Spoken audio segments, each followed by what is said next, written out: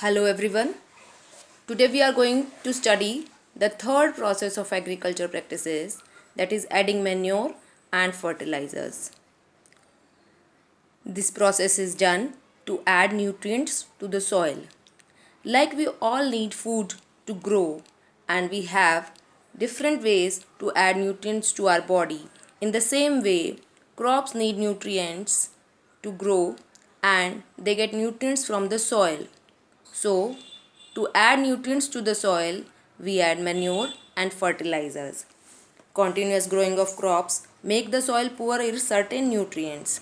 Therefore, farmers have to add manure to the fields to replenish the soil with nutrients. Repeated growing of crop reduces the soil fertility. To maintain the fertility of the soil, farmers add manure and fertilizers time to time. Manure can be added to the soil during soil preparation and also when the plants have grown to about 10 to 15 centimeter. However, fertilizers can be added only to the crop after the plants have grown to about 10 to 15 centimeter. Now you must understand how manure and fertilizers are different from each other. Manures are organic fertilizers obtained from the decomposition of animal waste and plant residues by the action of microorganisms. Fertilizers are chemical compounds that are manufactured industrially and supply us specific nutrients. Manure can be prepared in the field. Farmers dump plant and animal waste in pits at open places and allow it to decompose. The decomposition is caused by some microorganism and the decomposed matter is used as organic manure. Fertilizers are produced in factories. Some of the fertilizers are urea, ammonium sulfate, superphosphate, potash and NPK. The use of fertilizers has helped farmers to get better yield of crops such as wheat, paddy and maize, but it does not provide humus to the soil while manure provides humus to the soil. Manure does not harm the soil as it is a naturally made. It is a natural substance made of dead organisms, plants and animals waste. So in this way, it maintains the texture of the soil. While fertilizers, if used in the long run, can harm the soil and change the soil texture. Manure are not soluble in water, so it takes time to mix with the crop and add nutrients. While fertilizers are soluble in water, so the action take instantly and readily, so the farmers can get better yield of crop. There are many differences between manure and fertilizers in their physical and chemical properties both. Let us understand the advantages and disadvantages of using fertilizer for a crop production. Fertilizer, being rich in a specific nutrient, is a crop specific and can be used according to various crops. They are concentrated in their nutrients as it contains single nutrient, so the crop is quickly benefited and increase the amount of the yield. It is soluble in water, so easily absorbed by the plant. Fertilizers, being light in weight, are easy to store and handle and increase the quantity of crop produced.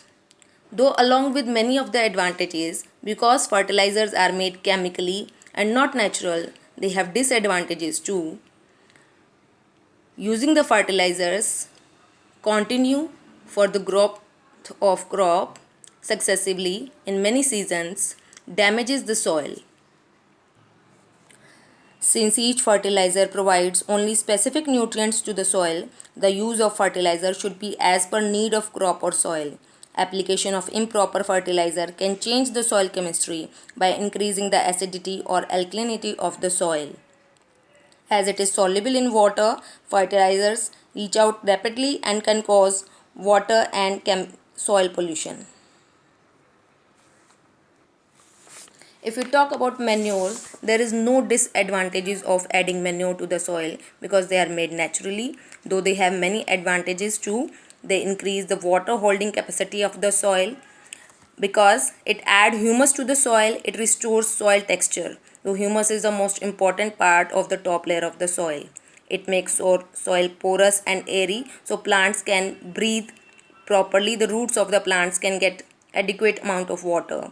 It replenishes the soil with all of the nutrients required for the growth of any plant.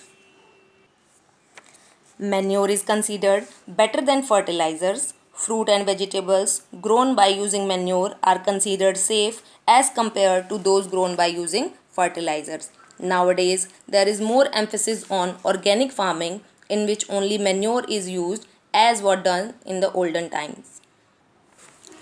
Are there any other ways too, naturally, by which soil can retain its fertility again? Let us discuss them too.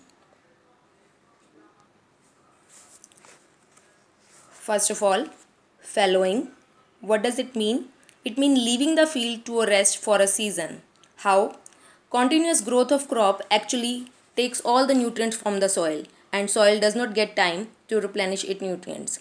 So farmer should leave the field blank between the growth of two crops, that is known as fallowing, so that naturally soil can retain its all the nutrients back and the nutrients will be replenished into the soil.